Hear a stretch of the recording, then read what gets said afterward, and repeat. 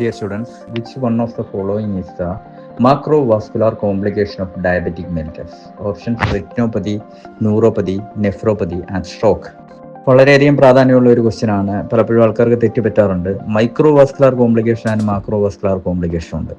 ആദ്യം ഈ മൈക്രോവാസ്കുലാർ കോംപ്ലിക്കേഷനെ പറ്റി പറയാം. മൈക്രോ എന്ന് പറഞ്ഞാൽ ചെറുത്, വാസ്കുലാർ എന്ന് വെച്ച് കഴിഞ്ഞാൽ രക്തക്കൊള്ളുകൾ. അതിന് വരുന്ന പ്രശ്നങ്ങളെയാണ് മൈക്രോവാസ്കുലാർ കോംപ്ലിക്കേഷൻ എന്ന് പറയുന്നത്. നിങ്ങൾക്കറിയാം, ഡയബറ്റീസ് എന്ന് പറഞ്ഞു കഴിഞ്ഞാൽ രക്തത്തിൽ ഗ്ലൂക്കോസിൻ്റെ അളവ് ഉയർന്നു നിൽക്കുന്ന സാഹചര്യമാണ്. ഇൻസുലിൻ്റെ ഉൽപ്പാദനം കുറയുന്നതിൻ്റെ ഫലമായിട്ട് രക്തത്തിൽ ഗ്ലൂക്കോസിൻ്റെ അളവ് ഉയർന്നു നിൽക്കുന്ന ഗ്ലൂക്കോസ് ശരീരത്തിലെ ഏറ്റവും ചെറിയ ക്യാപ്പിലറീസിൽ, രക്തക്കൊള്ളുകളിൽ അത് കാണപ്പെടുന്ന ഏരിയാസാണ് റെറ്റിന, ന്യൂറോൺസ്, അതേപോലെ തന്നെ നെഫ്രോൺസ്. ഇതിലേക്ക് സപ്ലൈ ചെയ്യുന്ന ക്യാപ്പിലറീസ് ശരീരത്തിലെ ഏറ്റവും ചെറിയ രക്തക്കൊള്ളുകളാണ്. അപ്പോൾ ഇതിലേക്ക് എത്തപ്പെടുന്ന സമയത്ത് എപ്പോഴാണോ രക്തചംക്രമണ തോത് എന്ന് പറയുമ്പോൾ അതിൻ്റെ വേഗത കുറയുന്നത്, അത് അവിടെ ഇരുന്നിട്ട് അത് ക്രിസ്റ്റലൈസ് ചെയ്യപ്പെടും. നിങ്ങൾ കാണപ്പെടുന്ന പഞ്ചസാര തരികൾ പോലെ തന്നെ ക്രിസ്റ്റലൈസ് ചെയ്യപ്പെടും. അങ്ങനെ ക്രിസ്റ്റലൈസ് ചെയ്യപ്പെടുമ്പോൾ എന്താ സംഭവിക്കുന്നതെന്ന് ആലോചിക്കുക. ഇത്തരത്തിലുള്ള ക്യാപ്പിലറീസ് ബ്ലോക്ക് ആകുമ്പോൾ സംഭവിക്കുന്ന കാര്യം എന്താണ്? അതിൻ്റെ ടെർമിനൽ ഏരിയാസിലേക്ക് വേണ്ട ഓക്സിജനും ന്യൂട്രിയൻസും എത്തിച്ചു കൊടുക്കാൻ കഴിയാതെ വരികയും ആ പറയുന്ന കോശങ്ങൾ എന്നേക്കുമായി നശിച്ചു പോവുകയും ചെയ്യുന്നു. നോട്ട് റിവേഴ്സിബിൾ, തിരിച്ചു കൊണ്ടുവരാൻ പറ്റില്ല. അതിൻ്റെ ഫലമായിട്ട് കാഴ്ചശക്തി നഷ്ടപ്പെടാം. അതുകൊണ്ടാണ് ഡയബറ്റിക് രോഗികളെ സംബന്ധിച്ച് നോക്കുമ്പോൾ കാഴ്ചശക്തി നഷ്ടപ്പെടാനുള്ള സാധ്യത ഏകദേശം 10 മടങ്ങോളം കൂടുതലാണ് എന്ന് പറയുന്നത്. റീനൽ ഫെയിലിയർ വരാനുള്ള സാധ്യത 4 മടങ്ങോളം കൂടുതലാണെന്നാണ് പറയുന്നത്. അതേപോലെ തന്നെ കാല് മുറിച്ചു മാറ്റേണ്ട സാഹചര്യം. കാലിലൊരു മുറിവുണ്ടായി കഴിഞ്ഞാൽ എന്താണ് സംഭവിക്കുന്നതെന്ന് നിങ്ങൾക്കറിയാം. അങ്ങോട്ടുള്ള രക്തയോട്ടം കൂടണം, അതിൽ നിന്ന് WBCs അവിടെ എത്തണം, അതിലൂടെ ഏതെങ്കിലും ഇൻഫെക്ഷ്യസ് ഏജന്റ് പ്രവേശിക്കുന്നുണ്ടെങ്കിൽ അതിനെ നശിപ്പിക്കണം.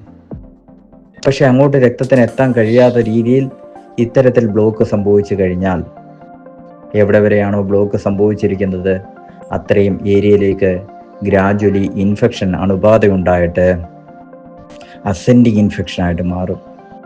എവിടെ വരെയാണോ രക്തയോട്ടമുള്ളത് ആ പോർഷൻ വെച്ച് പിന്നീട് കട്ട് ചെയ്ത് മാറ്റേണ്ടി വരും. ഒരു ഇൻഫെക്ഷൻ കണ്ടു കഴിഞ്ഞാൽ പെട്ടെന്ന് തന്നെ ആൻറ്റിബയോട്ടിക് കൊടുക്കാം, IV ആൻറ്റിബയോട്ടിക് കൊടുക്കാം എന്നൊക്കെ നമ്മൾ ചിന്തിക്കും. പക്ഷേ ഈ ആൻറ്റിബയോട്ടിക്സുകളൊന്നും തന്നെ ഈ ടെർമിനൽ ഏരിയാസിൽ എത്തിച്ചേരുന്നില്ല. കാരണം ഈ ബ്ലോക്കേജ് ആണ്. അപ്പോൾ എങ്ങനെയാണ് ഈ മൈക്രോവാസ്കുലാർ കോംപ്ലിക്കേഷൻസ് ഇത്രമാത്രം തീവ്രമാകുന്നത് എന്നുള്ള കാര്യം മനസ്സിലാക്കുക. അതോടൊപ്പം തന്നെ പല ആൾക്കാർക്കും സംശയമുള്ള കാര്യമാണ് മാക്രോവാസ്കുലാർ കോംപ്ലിക്കേഷനായ myocardial infarction and stroke CVA എന്തുകൊണ്ട് സംഭവിക്കുന്നു.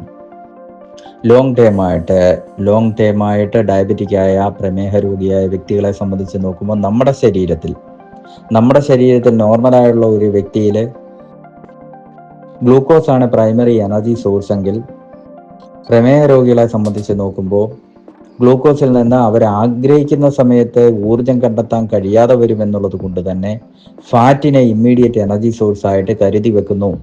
അവരുടെ രക്തത്തിൽ ഫാറ്റിന്റെ അളവ് ഉയർന്നു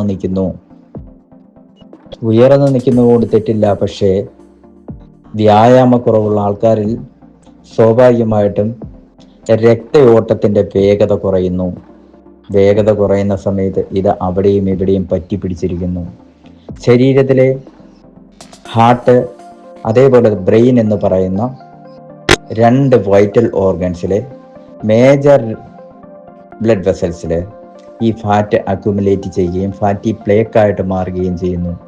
അതിനെയാണ് നമ്മൾ അതിരോസ്ക്ലീറോസിസ് എന്ന് പറയുന്നത്. തീർച്ചയായിട്ടും അത് ബ്ലോക്കിന് കാരണമാകാം, പിന്നീട് ത്രോംബസ് ഫോർമേഷന് കാരണമാകാം, കംപ്ലീറ്റ് ഒക്ലൂഷന് കാരണമാകാം. അത് സ്ട്രോക്ക്, CVA പോലുള്ള കാര്യങ്ങളിലേക്ക്, CVA അതേപോലെ തന്നെ CAD അല്ലെങ്കിൽ കൊറോണറി ആർട്ടറി ഡിസീസ് പോലുള്ള കാര്യങ്ങളിലേക്കും, അതിൻ്റെ അനന്തരഫലമായിട്ട് പെട്ടെന്ന് തന്നെ മയോകാർഡിയൽ ഇൻഫാക്ഷൻ എന്ന് പറയുന്ന സാഹചര്യം ഉണ്ടാകുകയും മരണം വരെ സംഭവിക്കുകയും ചെയ്യാം.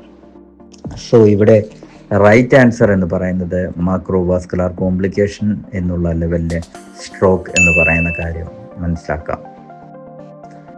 ഇതുപോലെ ഒരുപാട് ചെറിയ ചെറിയ കാര്യങ്ങളാണെങ്കിൽ പോലും പല കുട്ടികൾക്കും അതിൻ്റെ അടിസ്ഥാനപരമായ കാരണങ്ങൾ അറിഞ്ഞുകൂടാന്നുള്ളതാണ്. കാര്യങ്ങൾ കാര്യകാരണ സഹിതം പഠിക്കാൻ ശ്രമിക്കുക. ഇത് നാളെ പരീക്ഷയ്ക്ക് മാർക്ക് നേടാൻ വേണ്ടി മാത്രമല്ല, പകരം ജീവിതത്തിൽ ഇതിൻ്റെ കാര്യങ്ങൾ എങ്ങനെയാണെന്ന് മനസ്സിലാക്കാൻ കഴിഞ്ഞാൽ നിങ്ങൾക്കും നിങ്ങളുടെ കുടുംബത്തിനും നിങ്ങളുടെ അടുത്ത റിലേറ്റീവ്സിനും ഇതിനോട് പൊരുതി വളരെ വളരെയധികം ദൂരം യാത്ര ചെയ്യാൻ പറ്റും. സോ പഠിക്കുന്ന കാര്യം ഞാൻ എപ്പോഴും നിങ്ങളെ ഓർമ്മിപ്പിക്കുന്നുണ്ട്. പഠിക്കാൻ വേണ്ടിയുള്ള റിസോഴ്സസ് നിങ്ങൾ കണ്ടെത്താൻ വേണ്ടി പറയുന്നുണ്ട്. ക്ലാസ്സുകളിൽ ജോയിൻ ചെയ്യാൻ വേണ്ടി പറയുന്നുണ്ട്. 1 മണിക്കൂറെങ്കിലും ഒരു ദിവസം പഠിക്കാൻ വേണ്ടി കണ്ടെത്താൻ പറയുന്നുണ്ട്. കുറച്ച് പേരെങ്കിലും അതുമായിട്ട് ബന്ധപ്പെട്ട് മുന്നോട്ട് പോകുന്നുണ്ട് എന്ന് വിശ്വസിക്കുന്നു. കഴിഞ്ഞ ദിവസം ഒരു കോളേജിൽ നിന്ന് 5 കുട്ടികൾ, ഇപ്പോൾ പഠിച്ചിറങ്ങിയ 5 കുട്ടികൾ വിളിച്ചു. അവർ കുറേ കാലമായിട്ട് ഈ ഓഡിയോ കേട്ടുകൊണ്ടിരിക്കുകയാണ്.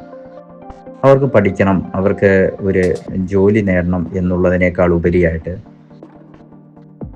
അവർ വിദേശത്ത് പോകാൻ താല്പര്യപ്പെടുന്നു. പക്ഷേ അതിനു മുമ്പ് അവർക്ക് പല കാര്യങ്ങളും ക്ലിയർ ചെയ്യാനുണ്ട്, ചില ധാരണകൾ കറക്റ്റ് ചെയ്യാനുണ്ട്, അവരുടെ നോളജ് കുറച്ചുകൂടി ഇമ്പ്രൂവ് ചെയ്യാനുണ്ട്.